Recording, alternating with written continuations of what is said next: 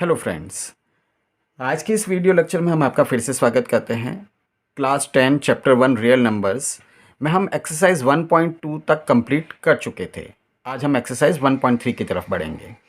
इस एक्सरसाइज में हमें कुछ नंबर्स को इरेशनल प्रूव करना है कि कुछ जो आपको क्वेश्चन में दिए हुए नंबर हैं वो इरेशनल नंबर है, जिनका फॉर्मेट जो होगा वो रूट पी के फॉर्म में होगा। ये जो पी नंबर है, अंडर रूट के अंदर जो नंबर रखा हुआ है, ये एक प्राइम नंबर होगा। प्राइम नंबर हम पहले भी समझ चुके हैं, तो उन्हें समझने की आवश्यकता नहीं है। आप ध्यान रखेंगे 2, 3, 5, 7, 11 ये सारे प्राइम नंबर्स हैं। तो यदि ऐसे नंबर अंडर रूट के अंदर आ जाते हैं तो वो इरेशनल नंबर होते हैं, ये हम जानते हैं, पर इस बार हमें इनको प्रूव करना है। इसको समझने के लिए हमें पहले दो कंसेप्ट, को प्राइम नंबर के कंसेप्ट को समझना पड़ेगा और इस थ्योरम को समझना पड़ेगा। आइए को प्राइम नंबर समझते हैं। यहाँ पे मैंने दो नंबर 10 और 21 लिए हैं। यदि मैं 10 का प्राइम फैक्टराइजेशन करूँ तो वो 2 इंटू 5 आता है और 21 का प्राइम फैक्टराइजेशन 3 इंटू 7 होता है। तो यदि मैं इन दोनों नंबर्स को देखूं और इनके प्राइम फैक्टर को देखूं तो इसमें कॉमन कुछ भी नहीं है। इसमें 2 और 5 है, इसमें 3 और 7 है। तो कॉमन क्या है? कॉमन सिर्फ और सिर्फ 1 है, जो इसका HCF भी है। 10 और 21 का यदि मेरे को HCF निकालना पड़ेगा तो मेरे को इनमें कॉमन ढूंढना पड़ेगा, और कॉमन 1 के अलावा कुछ भी नहीं है, तो इनका HCF 1 होगा। यदि मैं इस 10 और 21 को रेशनल नंबर की फॉर्मेट में रख देता हूं तो 2 इंटू 5 और 3 इंटू 7, हम यहाँ देख सकते हैं कुछ भी कट नहीं हो रहा है। तो ऐसे रेशनल नंबर को हम सिंपलेस्ट फॉर्म या फ्रैक्शन को हम सिंपलेस्ट फॉर्म फ्रैक्शन की कहते हैं। इसे स्टैंडर्ड फॉर्म भी बोला जाता है। हम यहाँ पे सिंपलेस्ट फॉर्म का वर्ड यूज काम में लेंगे, ठीक है। होप आपको ये को प्राइम नंबर समझ में आए होंगे। तो को प्राइम नंबर ऐसे नंबर्स हैं जिनके अंदर कॉमन कुछ भी नहीं होता है सिवाय 1 के। अब ये जो थ्योरम है, ये थ्योरम हमें कहती है कि let p be a prime number. एक प्राइम नंबर है p जिसका हमने डिवाइड दिया है a स्क्वायर में। तो यदि हम इस a स्क्वायर का स्क्वायर रूट करते हैं तो वो a आता है, और इसमें भी इसका डिवाइड जाएगा। आइए एक एग्जांपल से इसे समझते हैं।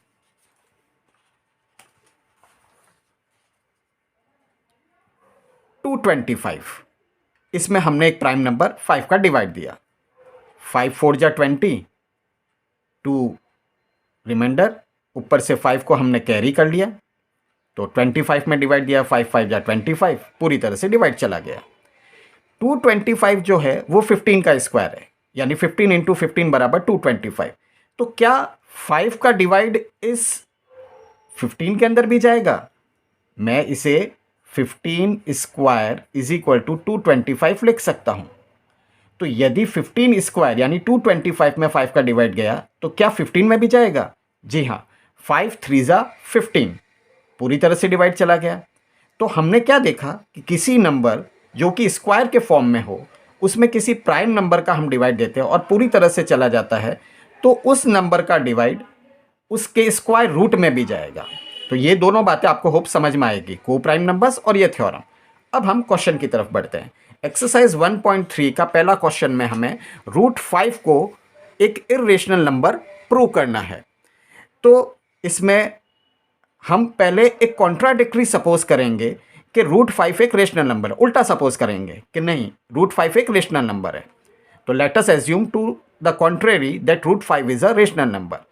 अब root 5 is equal to a upon B rational number है, तो मैं इस फॉर्मेट में लिख सकता हूं। और यहाँ पे जो ये नीचे की तरफ डिनोमिनेटर में b लिखा हुआ है, ये जीरो नहीं होना चाहिए, क्योंकि रेशनल नंबर में हमें पता है कि डिनोमिनेटर जीरो नहीं होता है। इसी के साथ a और b ये दो एक ऐसे नंबर हैं जो को प्राइम नंबर है, यानी ये इसकी सिंपलेस्ट फॉर्म है। इसमें 1 के अलावा कुछ भी कॉमन नहीं आएगा। तो इस b को यदि मैं ट्रांसपोज करके इधर लेके जाऊं तो रूट 5 इंटू बी, चूंकि डिवाइड में था तो दूसरी साइड में जब गया तो मल्टीप्लीकेशन हो गया। Root 5 into B is equal to A. तो इसका और इसका दोनों साइड का यदि मैं स्क्वायर करता हूं रूट हटाने के लिए, तो रूट 5 बी का whole square is equal to A square. Root 5 का स्क्वायर 5 होता है, बी का square b square is equal to A square. यानी इस ए स्क्वायर के अंदर यदि बी स्क्वायर को 5 से मल्टीप्लाई किया जाए तो पूरी तरह से डिवाइड चला जाता है। 5 into B square is equal to A square, यानी 5 का इस ए स्क्वायर के अंदर डिवाइड जाएगा। 5 एक प्राइम नंबर है, चूंकि ए स्क्वायर में डिवाइड जा रहा है इसलिए ए में भी चला जाएगा।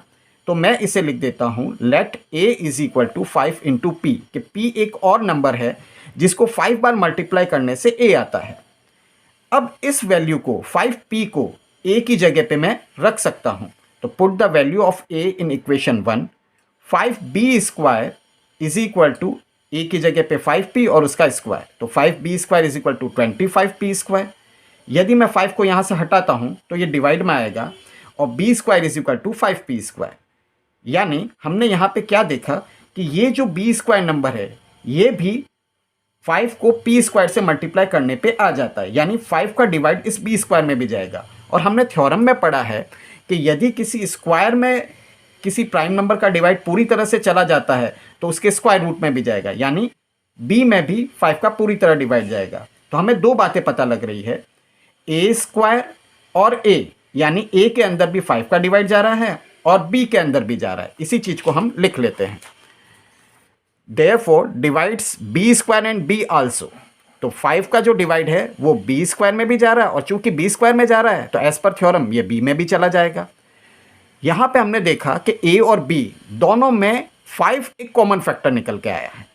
a में भी 5 का डिवाइड जा रहा था और b में भी जा रहा था, बट हमने जो शुरू में सपोज किया था कि a और b को प्राइम नंबर्स हैं तो उनमें तो कुछ भी कॉमन होना नहीं चाहिए अदर देन 1। तो but a and b are co-prime numbers and they have no common factor other than 1. The contradiction has arisen for incorrect assumption। जो हमने शुरुआत में सोचा था कि √5 एक रेशनल नंबर है, ये हमने गलत सोच लिया था। तो हम ये चीज़ कह सकते हैं कि √5 एक इरेशनल नंबर है। सो √5 is an irrational number. Hope आपको ये समझ में आया होगा। आगे हम एक्सरसाइज के नेक्स्ट क्वेश्चन की तरफ बढ़ते हैं। इस एक्सरसाइज के नेक्स्ट क्वेश्चन में हमें इसी तरह से √2 को सपोज करना है कि यह एक इरेशनल नंबर है, यह हमें प्रूव करना है। तो हम उसी तरह से एज्यूम करेंगे कि यह एक रेशनल नंबर है। यदि ये रेशनल नंबर है तो हम इसको a/b के फॉर्म में लिख सकते हैं, जहाँ पे b 0 के बराबर नहीं होगा, यानी डिनोमिनेटर 0 नहीं होगा और a और b को प्राइम नंबर्स हो गए। देखिए पिछले क्वेश्चन की तरह ही इसे करना है, बस √5 की जगह वर्ड √2 आ जाएगा। यहाँ पे a और b सिंपलेस्ट फॉर्म में है क्योंकि को प्राइम नंबर्स हैं। √2b is equal to a, तो √2b का square is equal to a square. √2 का स्क्वायर 2 होता है तो 2b square is equal to a square. यानी ये जो 2 है इसका a स्क्वायर में भी डिवाइड जाता है तो a में भी जाएगा एज पर थ्योरम। हमने यहाँ पे सपोज कर लिया a बराबर 2p और इस वैल्यू को हमने इस इक्वेशन 1 के अंदर पुट कर दिया। 2b square is equal to 2p square, 2b square is equal to 2 का स्क्वायर 4 और p का स्क्वायर p स्क्वायर हो गया। इस 2 को यदि हम डिवाइड कर देते हैं तो b square is equal to 2p square आ जाता है। यानी b के अंदर भी 2 का डिवाइड जाएगा, चूंकि b स्क्वायर भी 2 से डिवाइड जा रहा है तो b का भी चला जाएगा।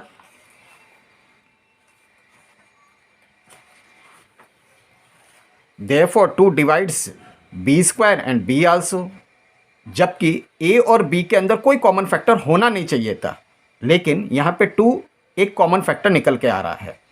तो a and b have at least 2 as a common factor, but a and b are co-prime numbers and they have no common factor other than 1। क्योंकि हमने सपोज ही यही किया था कि a और b जो है वो हमारे को प्राइम नंबर्स है, यानी इनमें 1 के अलावा कुछ भी कॉमन नहीं होगा। The contradiction has arisen for incorrect assumption that √2 is a rational number, so √2 is an irrational number। Hope आपको यह भी क्वेश्चन का पार्ट समझ में आया होगा। आगे जो क्वेश्चंस दिए हैं उन क्वेश्चंस के मैंने कुछ पार्ट को सॉल्व किया है, क्योंकि उन पार्ट के अंदर √5 और √2 ही वापस आ रहा है, तो मैंने उसे √5 तक और √2 तक लगा के छोड़ दिया है। आगे का पार्ट वैसा ही रहेगा जैसा हमने उस चीज़ को समझा है। आइए इसके नेक्स्ट पार्ट की तरफ चलते हैं। 3 + 2 √5 ये एक हमारा इरेशनल नंबर है, ये हमें प्रूव करना है। देखिए इरेशनल नंबर को किसी से मल्टीप्लाई करें, किसी से ऐड करें तो भी पूरा नंबर इरेशनल नंबर ही रहता है। हमें सिर्फ इस पार्ट को कि √5 एक इरेशनल नंबर है इसे प्रूव करना है। जब ये प्रूव हो जाएगा तो ये बाकी का पूरा हिस्सा भी इरेशनल बन जाएगा। तो 3 plus root 25 is a rational number मैंने सपोज कर लिया कॉन्ट्राडिक्टरी। इसको ए अपॉन बी की फॉर्म में लिख दिया, जहाँ पे बी 0 के बराबर नहीं होगा और ए और बी को प्राइम नंबर्स होंगे। यदि इस 3 को मैं ट्रांसपोज करता हूँ तो ये उधर जाके माइनस में हो जाएगा। इस 3 को मैं 3/1 भी लिख सकता हूँ। चूंकि दो फ्रैक्शन की फॉर्म में मेरे पास में नंबर है, उनको माइनस करना है, तो मैंने एलसीएम बी ले लिया। तो यहाँ पे a माइनस 3b/b आ गया।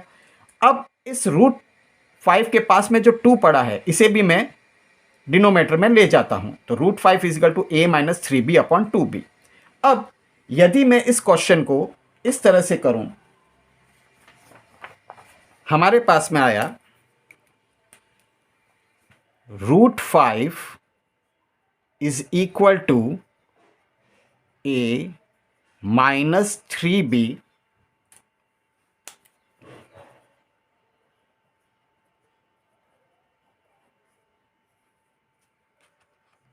Upon 2b। यह एक रेशनल नंबर है। इसको मैं c/d लिख देता हूं, वेयर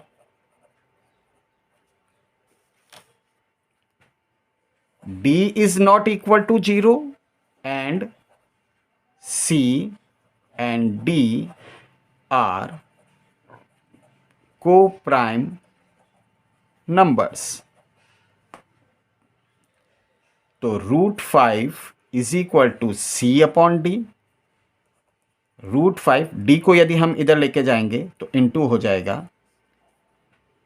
5d, √5d का square is equal to c का square.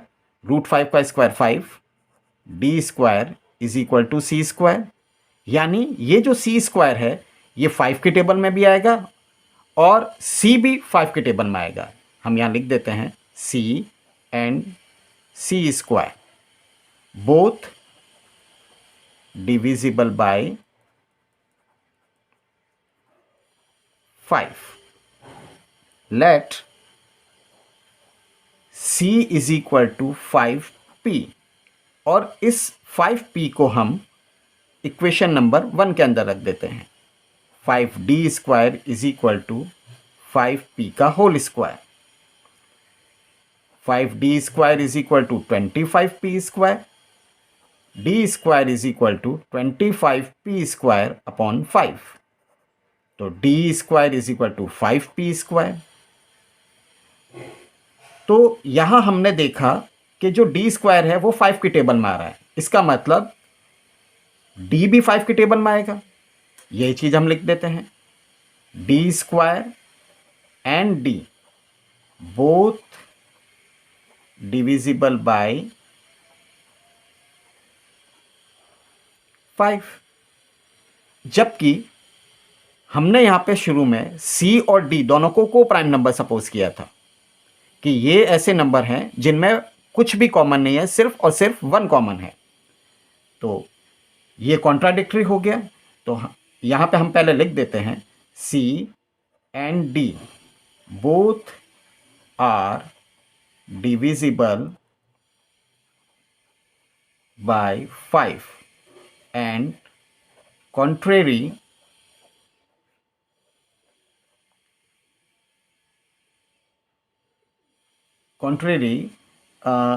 c and d are co-prime numbers। तो ये कॉन्ट्रेरी इसलिए हुआ क्योंकि हमने जो सपोज किया कि 3 + 2√5 एक रेशनल नंबर है, यह गलत है। इसलिए हम यहाँ पे लिख सकते हैं कि 3 + 2√5 एक रेशनल नंबर है, इरेशनल नंबर है। आइए इसके नेक्स्ट पार्ट की तरफ बढ़ते हैं। थर्ड क्वेश्चन के अंदर हमें 1/√2 इसे इरेशनल नंबर प्रूव करना है।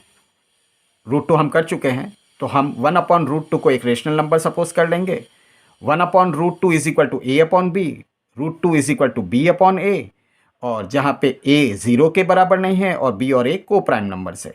और उसके बाद में हमने जैसे √2 को पिछला मैं समझा है पिछले क्वेश्चंस के अंदर, उसी तरह से हम इसको सॉल्व कर लेंगे।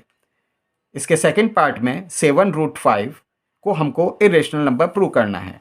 तो हमने इसे भी रेशनल नंबर पहले प्रूव कर लिया। a/b इस 7 को ट्रांसपोज करके नीचे लेके आ गए तो a/7b हो गया, और इसमें b is not equal to 0 और a और b को प्राइम नंबर है। चूँकि हम √5 को पहले कर चुके हैं इसलिए हम इस पार्ट को आगे सॉल्व नहीं करेंगे, आप स्वयं कर लेंगे। और इसके थर्ड पार्ट के अंदर हमें 6 + √2 को एक रेशनल नंबर सपोज करना है, और उसमें हमें 6 + √2 इज इक्वल टू a/b, जहाँ b is not equal to 0, a and b are coprime numbers, √2 is equal to a/b -6, और उसका जब हम एलसीएम लेंगे तो b एलसीएम आ गया a - 6b/b, और √2 को हम इस तरह से एक इरेशनल नंबर प्रूव करके इस पूरे नंबर को इरेशनल नंबर प्रूव कर देंगे। होप आपको ये वीडियो समझ में आया होगा, क्वेश्चन समझ में आए होंगे। तो हमारे चैनल को सब्सक्राइब करें, लाइक करें और शेयर करें। Thank you.